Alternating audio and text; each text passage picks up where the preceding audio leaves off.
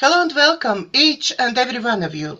With you today is me, Daiga, coach therapist from DCTcentre, and joining me is Angie Vaughan, life coach, life mastery coach, and lots more. Hello, Angie. Hi there. Before we start, I just want to remind all our viewers that we're both taking in private clients.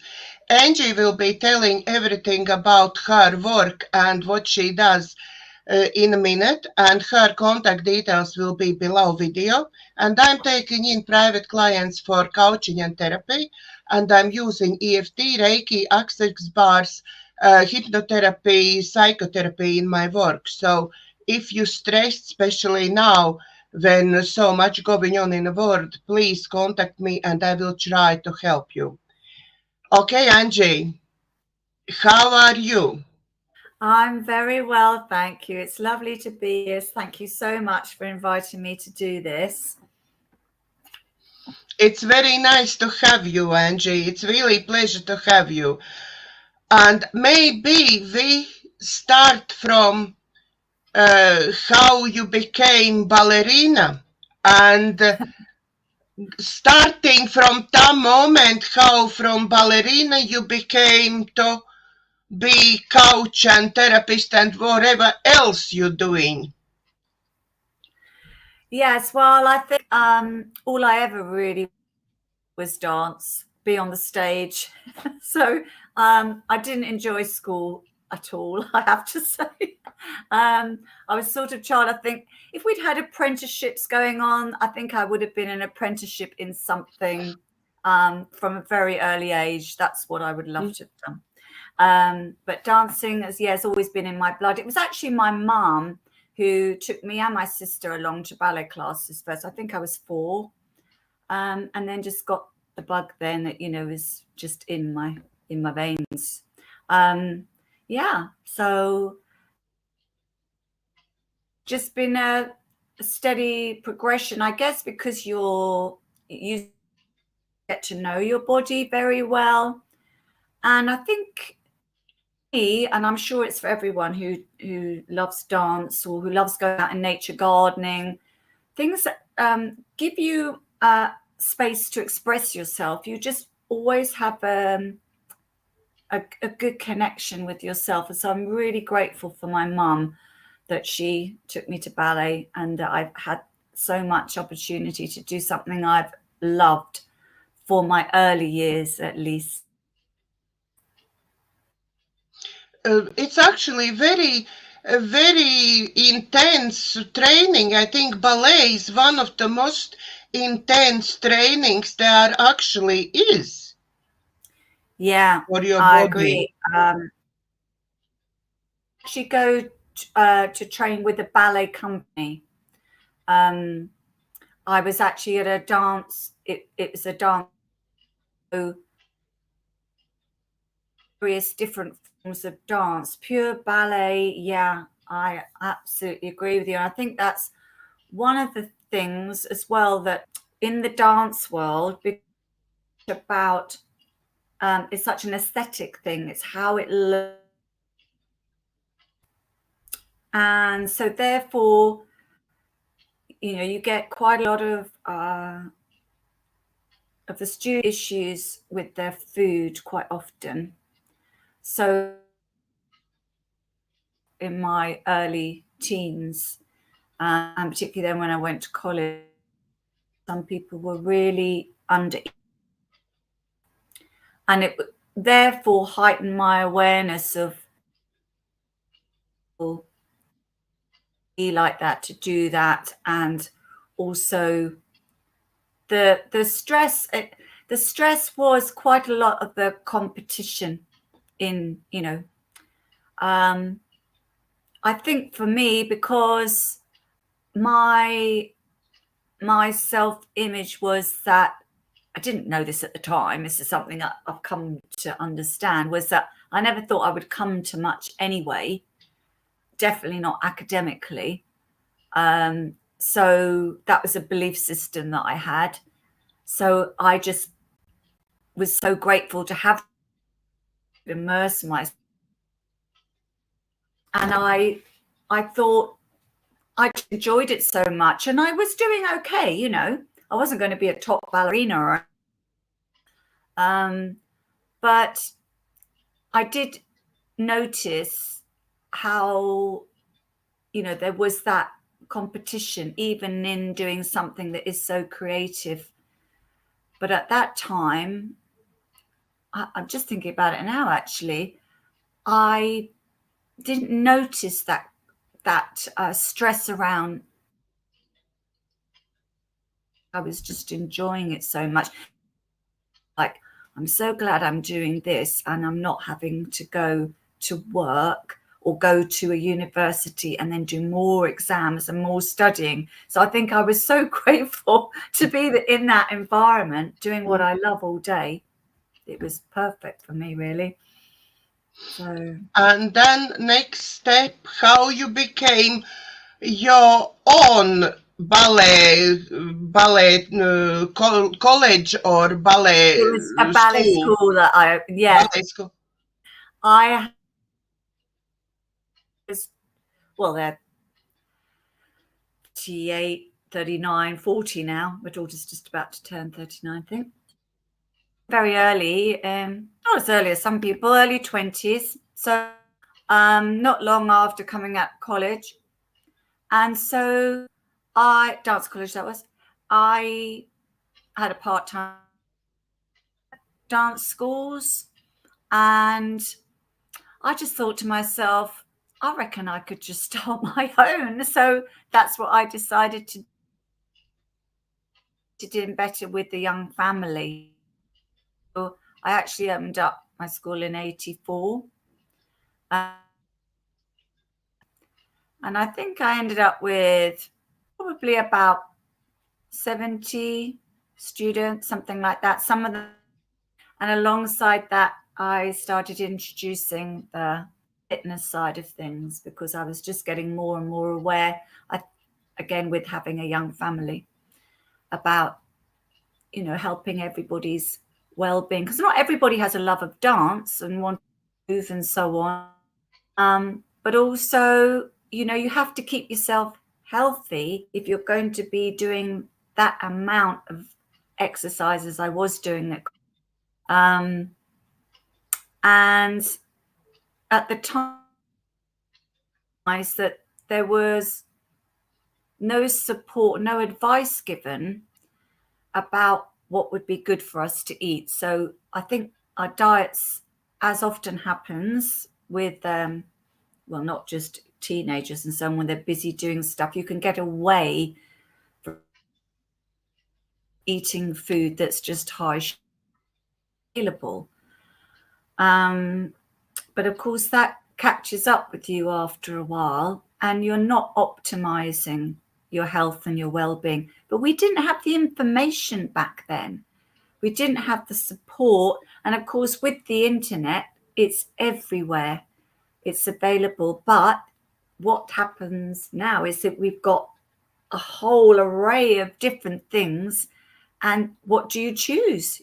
You don't necessarily know what is the best thing for you, very individual. It was a gradual progression of me going from my ballet school and getting more interested in health and well-being, and that I got my fitness qualifications, then started doing more adult classes and personal training and that sort of thing. And then alongside that, the looking into nutrition. I'm not a nutritionist. I've just done, I guess, I sort of followed what I felt I need to do for myself and my family. So I think it was something called Fit Club, fitness for children, and looking at their diet, because UK tends to follow what America's doing. And we knew about this 20, 30 years before it was started. All the increase in body and what we're eating now, and ready-made meals and all this sort of thing. So I went and did application to do fitness classes for kids. I can remember coming home and just sticking, I didn't have that fizzy drink, brought up with those, but I just came home and I flung all the crisps in the bin. I didn't buy anything like that. They were treats, you know. So again, I just sort of, I think it's probably the same for a lot of us. You sort of fall into things along the way, and then your life takes you this way, and then something else comes along, and then it takes you that way. And or maybe it's just me. I do a lot of that. I'm always looking for the next thing, you know.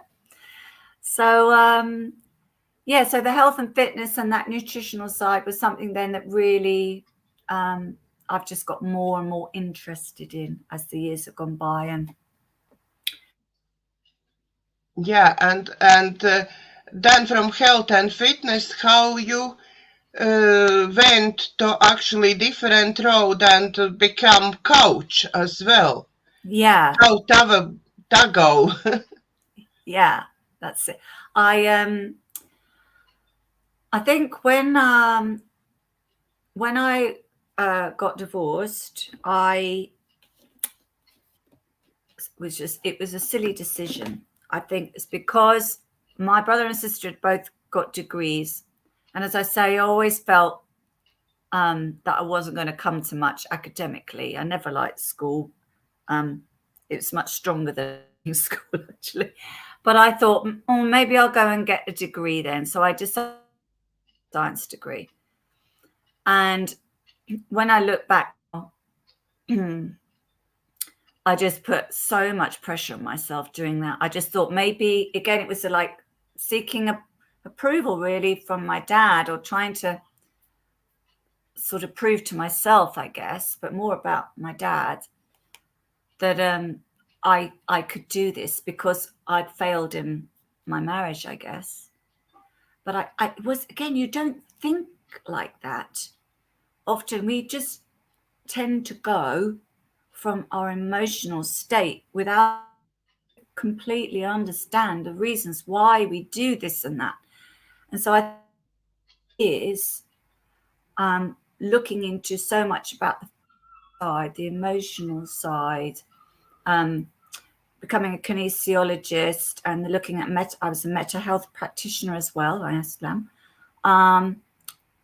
I thought I really need to start looking more at the brain and understanding that side, the neuroscience. And I've always enjoyed things like the quantum physics and the spiritual side of things. But of course, a lot of people, I think, not so much now. There's been a big evolution, particularly in the last couple of years. I think more and more people are very much more open to the out of their nature, and that there is something much bigger out. And so it was a great opportunity for me to start looking more at how the brain was working in more recent years, because there was just much more of that information coming out. So that's why, again, I ended up going that way, taking myself down a slightly different path, because I just wanted to, because of course they're all linked, aren't they? You know this, with all the work, everything is linked. So I've just constantly urgency, really. It just feel like an urgency in me to understand everything I can.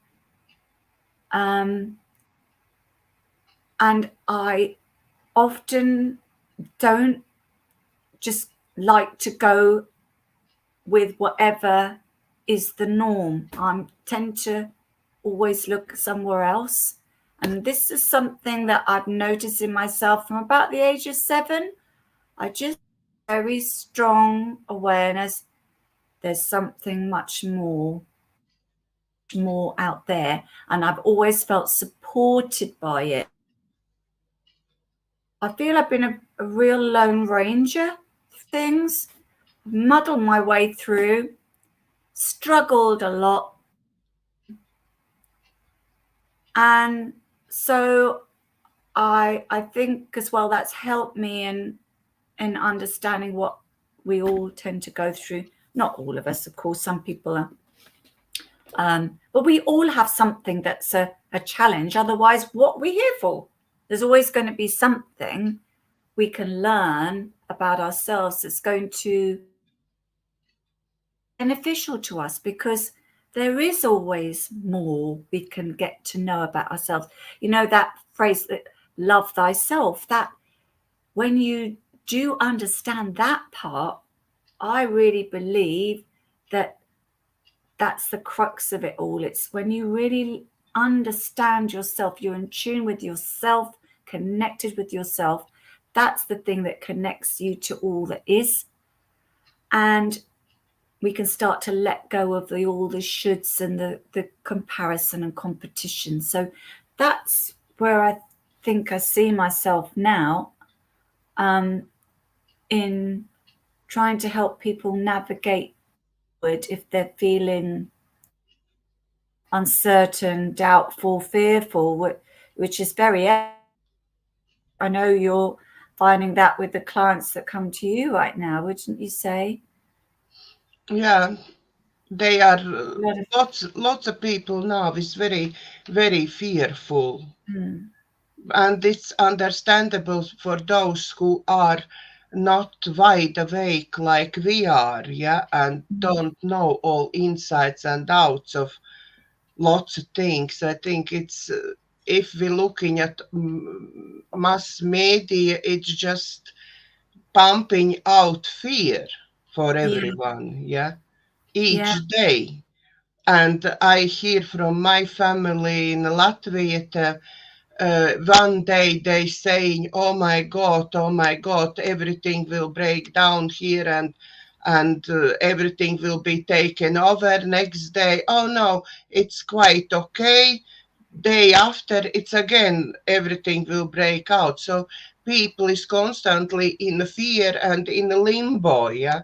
mm, They don't have a clue they coming or going and what is going on. So it's for many people at the moment, fear, it's the big issue. yeah. And I think, I don't know whether you find this as well, that it's not knowing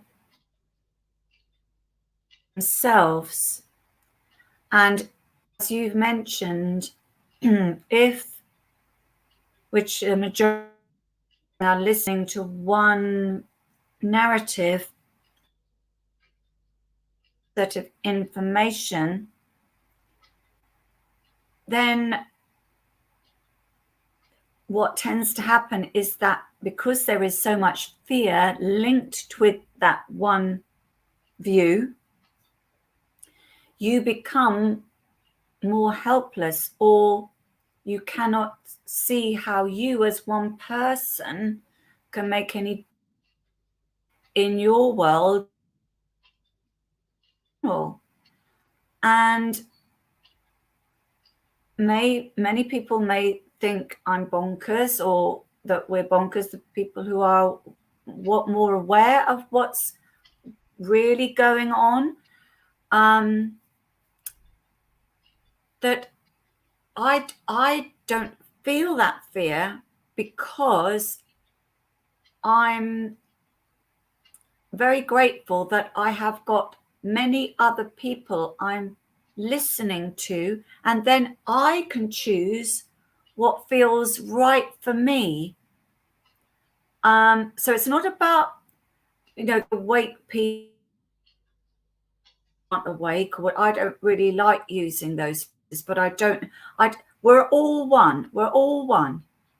But it's just that we have basically been hypnotized. We've all been brought up in systems, and we have largely let go of any of our real true decision making capabilities, because we've allowed so many of these systems to make the decisions for us. And that for me, health is one of the main things that I think we can, if we could just allow ourselves to recognize that our bodies are absolutely phenomenal, incredible.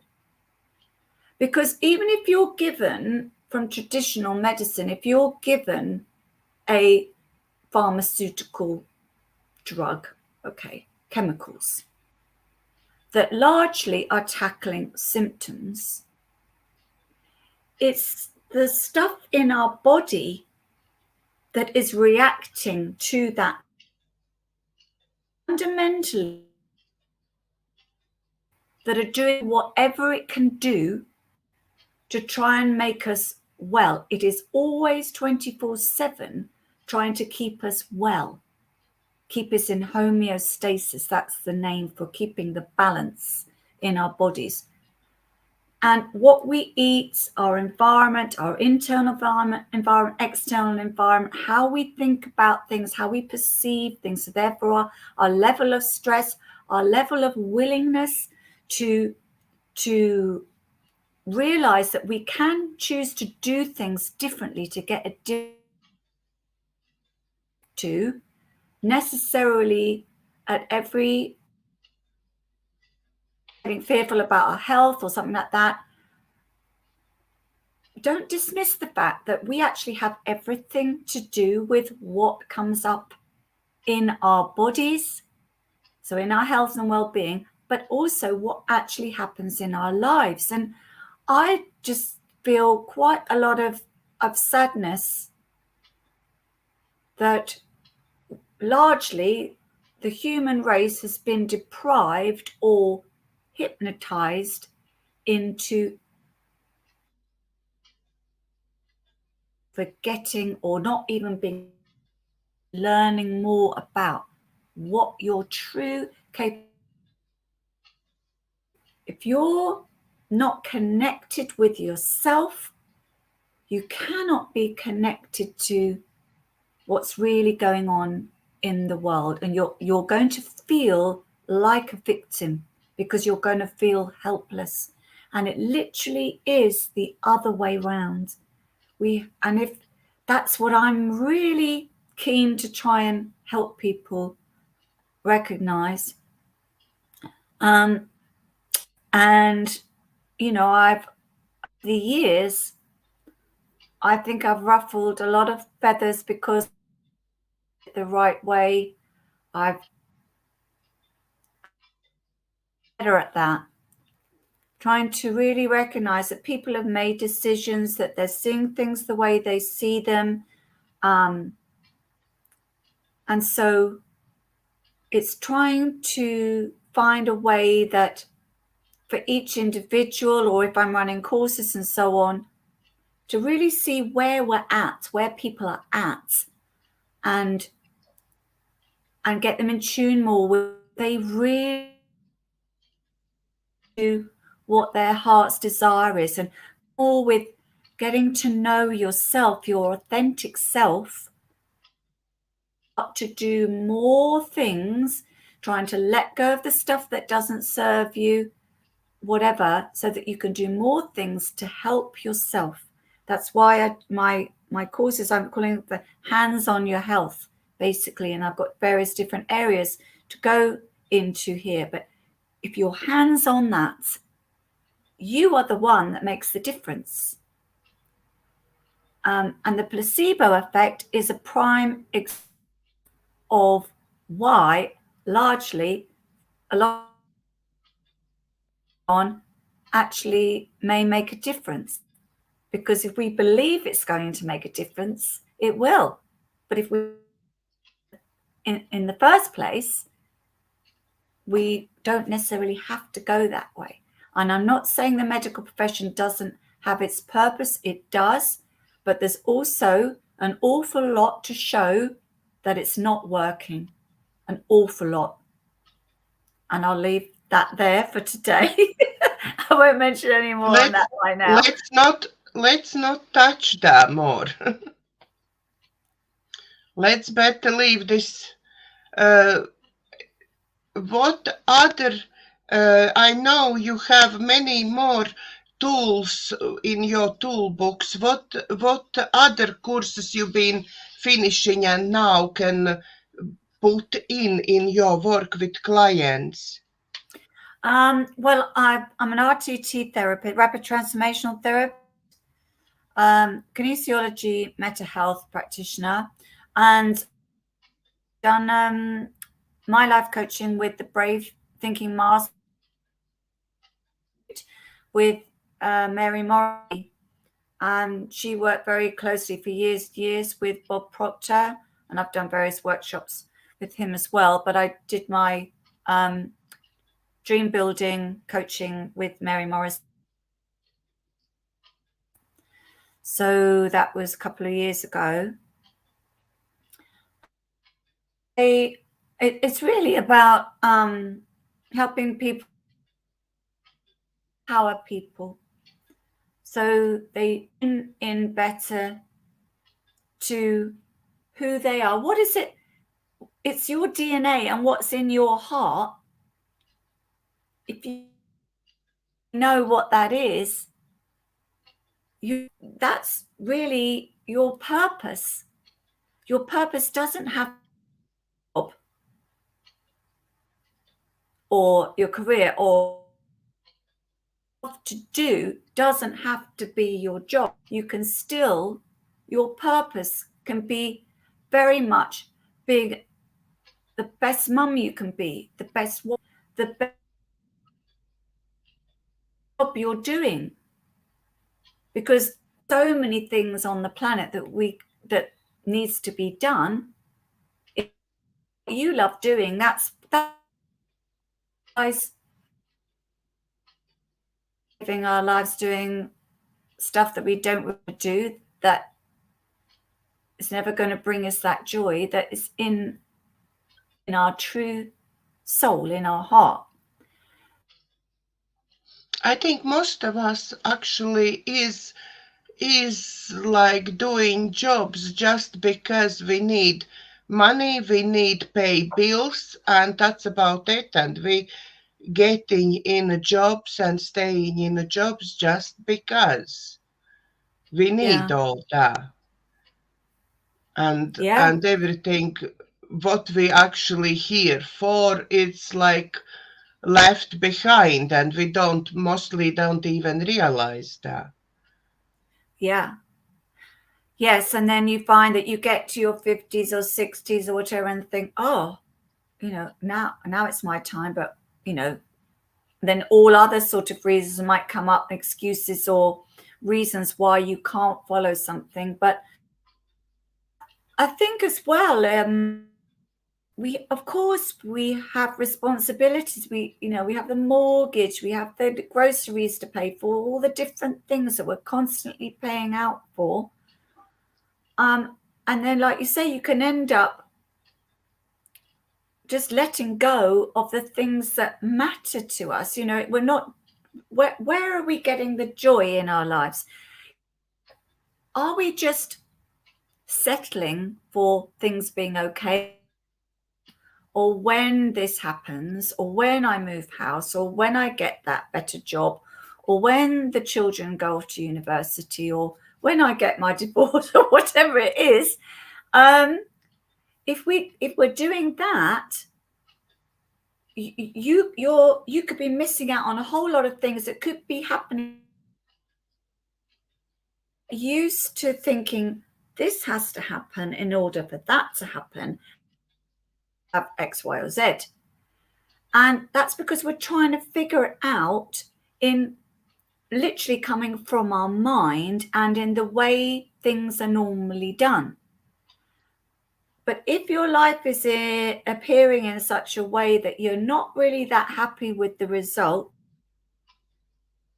look at how long that's been going on, and how much longer are you prepared to let that go? Something has to shift. Something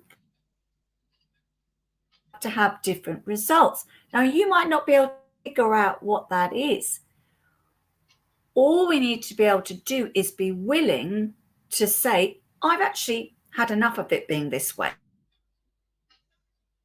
You've got to be willing and let yourself enough. You have to matter enough to think, I'm going to just wind up and just think, I really would love to do this. I'd love to have more of that. And just small ways in which you could perhaps do something slightly. It could be as simple as, I'm taking myself for a 20, give myself some headspace, things like that. And it's the catalyst that if we don't give ourselves that space, this is the time we need to actually connect to ourselves, because otherwise we'll just get up in the morning, go to the bathroom, get your shower, get the kids off to school, start your day, and then you're already right on that treadmill. And then to try and fit something in different for yourself, unless you're consciously aware enough to think, what can I do actually for myself, for me? And if you can just open that door that little bit, let the light in that little bit, because you've shown the universe, showing yourself you matter, your vibration changes, the energy you will feel that little bit. I label myself an energetarian. I've just made the word up because I think it's all about the energy we're on. Your energy is feeling flat, or if you're feeling, as soon as possible to get your energy vibration frequency up high as soon as possible. And then for you more work, connect to yourself, then you to everything that is, it's there to support you, help you. That's what gives. And all sorts of things can start to shift when you give yourself that chance. So I think other thing what we mention about is when we're thinking, when kids grow up, I will be fine. When I get this job, I will be fine. When this date comes, I will be fine. But we're missing this. We actually creating life from moment to moment. We need live in the moment, try to live in this moment and be thankful for this moment. And then next moment will be little bit, tiny bit better than this previous moment. And this way we can manage to, by quantum laws, we can manage to move forward positive, on a positive way. And life will change when we, from moment to moment, be better. Yeah, that's so true, Daiga. Really important. That living in the now, isn't it? And it's like anything that's new, it's going to take some practice. That's all. But if you have that willingness to, like you're saying, being in the now, help you connect to yourself. When you are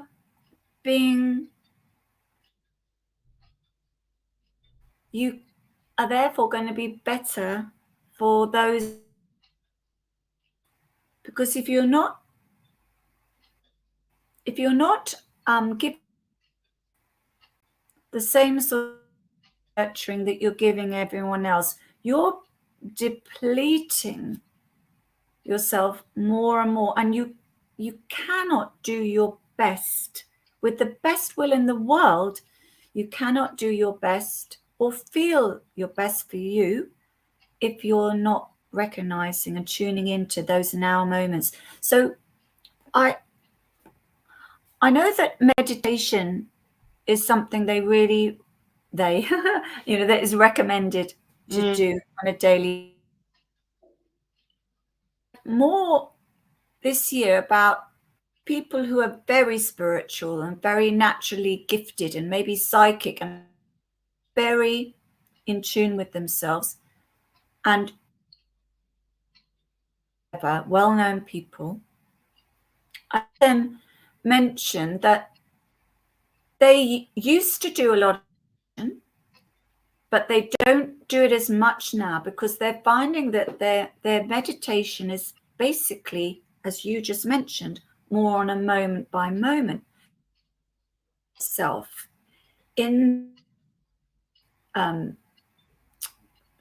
sort of meditative, being more connected to that place of calm, that your intuition is that part in you that is really all about who you are. That place within you is never frantic. It's never angry. It's never pushy. It's never critical. Because it's love. That's what we are. If we didn't have that, which is there all the time. And as you just mentioned, the more in tune with that we can be on a moment by moment, that the stress, the struggle tends to drop away because you're just coming from a very, I'm not all day long every day, but you can tune into it. Practice, as you say, trying to go more moment by moment rather than being, I guess what I'm trying to say is, if we can let go of the need to push ourselves to try and be more, to do better, to that critical voice that tends to run us, and half the time we don't even know the precise words. Let go of that. No, I'm not going to listen to that part of me because it's only a part of you. You're choosing deliberately to listen to that inner voice, which really has your back, that really has your interests at heart. Then you're in a better place to be able to make decisions and choices and not be so reactive. You can respond better. You can take that responsibility better when you're more to yourself moment by moment.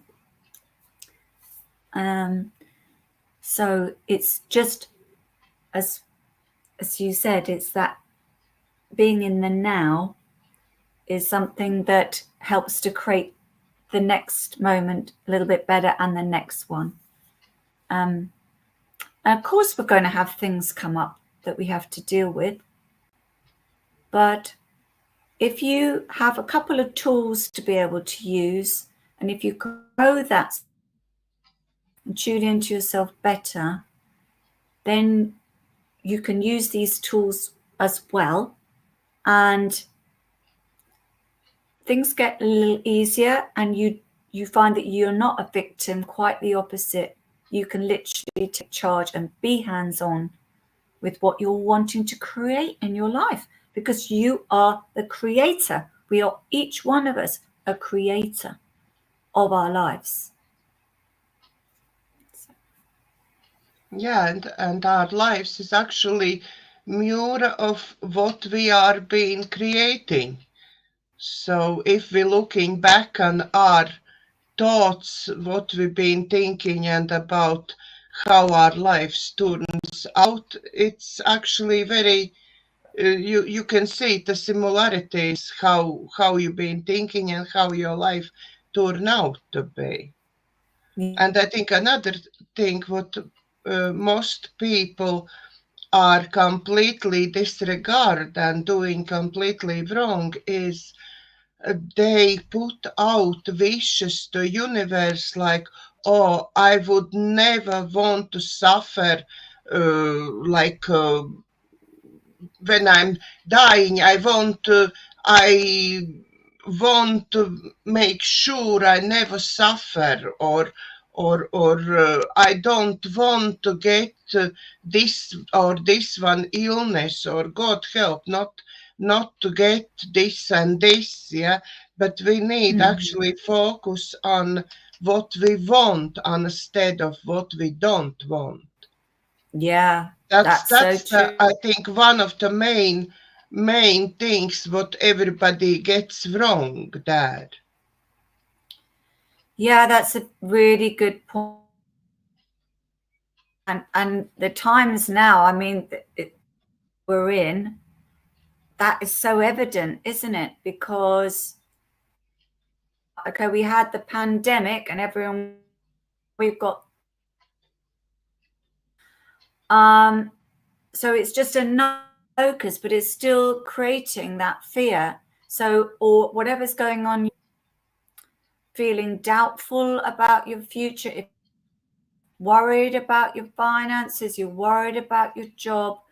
It's not a nice place to be. But what then tends to happen is that we focus, as you just said, it's so true, Daiga, really true, that when we focus on that, it just seems to get worse because we're looking at the problem, thinking, and this is what anxiety is, you're thinking about all the what ifs. Well, if that happens and this happens and da da da da da, feeding that fear, feeding by putting onto that. Whereas if we can just say, despite what's going on, what can I do? It's not being in denial of it. It's just saying to yourself, what can I do for me right now? Or what can I do that's just going to help me feel that little bit better? And maybe I can not worry about X or Y at the moment because it hasn't happened. And what is right in my life? What is going well in my life right now? A little bit better. What would I love more of in my life? And just again, recognizing you do have an ability, huge ability and power within yourself to choose to do things differently. So if you're not liking, as you mentioned, if you're not liking the results you're getting in your life at the moment, how your life is, then something has to be done differently. Different results for your life to be Yeah, different. It starts with you. It's always an inside job.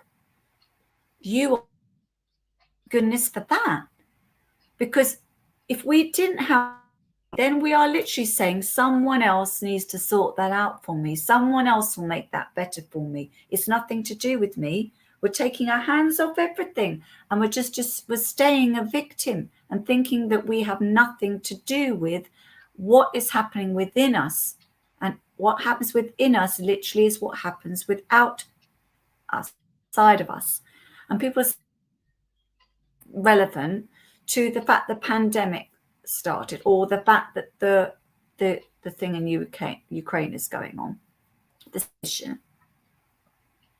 Well, it's not so much about that. It's what are you going to do about what is going on outside of yourself?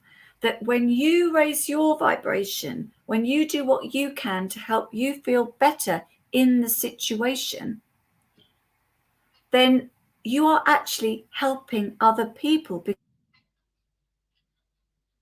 it's proven scientifically, all about quantum physics, all about the field, the 0 point, all of this stuff. There's a whole load of information out there. Incredible you are, and how we all are capable of helping each other, and we influence each other because we are all one. And everyone will have heard this, that we are all one. But I think what tends to happen is that it goes, because of course in that statement, we are one, is faceted. But to sit, I feel we're doing the biggest disservice to ourselves, dismissing that fact that we are all one. And not just as a human race, it's the connection with nature, everything. So that's a whole other area. Yeah. Years to get through. Yeah, I just think maybe we can give our viewers something to take with them, like maybe from tapping you can give some exercise to take away to keep people calm and change their mindset, what they can do. Yeah, you can use EFT or tapping. Emotional freedom technique is EFT. I use that sometimes. I excuse me, for me, just have a look, just a water.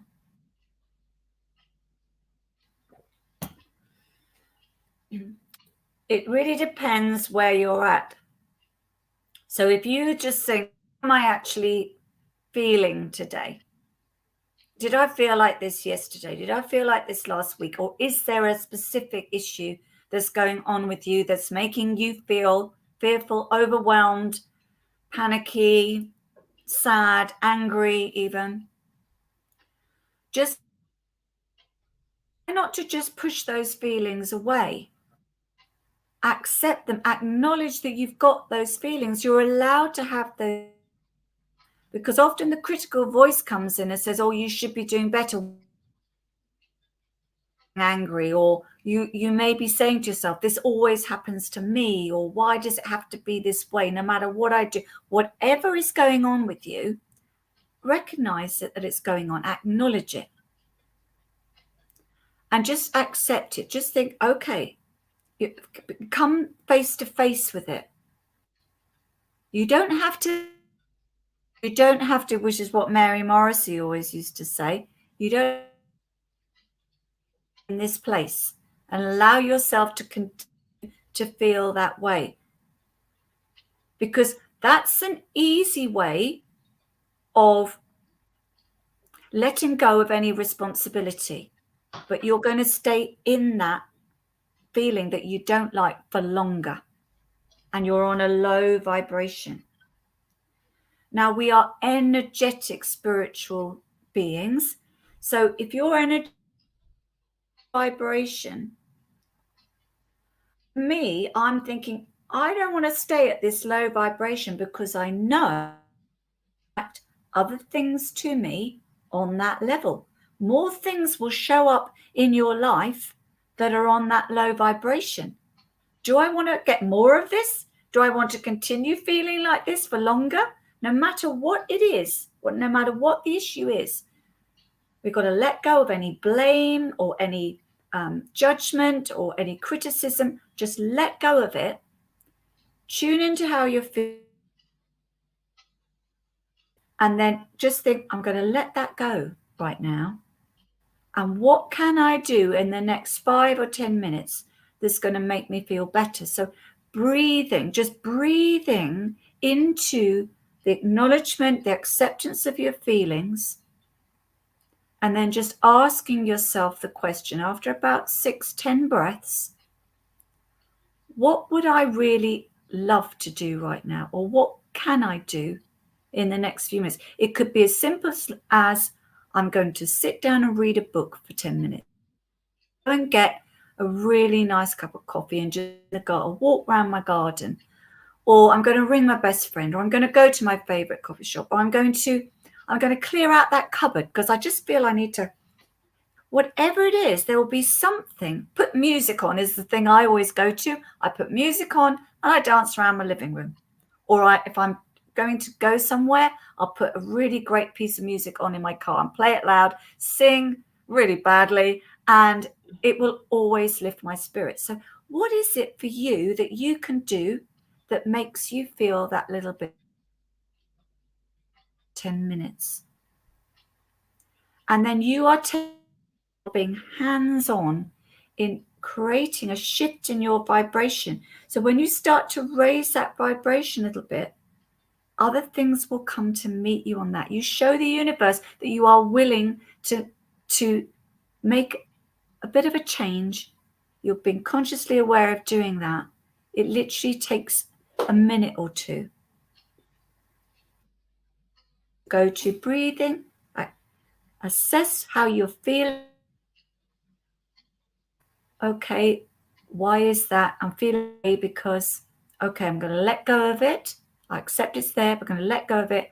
What can I do that's just going to make myself feel better as soon as possible, so that you get your vibration up, so that you're going to get more things coming to you on that higher vibration. And just keep tuning into that as often as you can.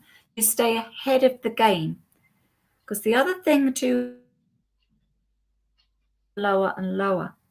So this is why the made earlier about being more in the present moment. You can be more aware.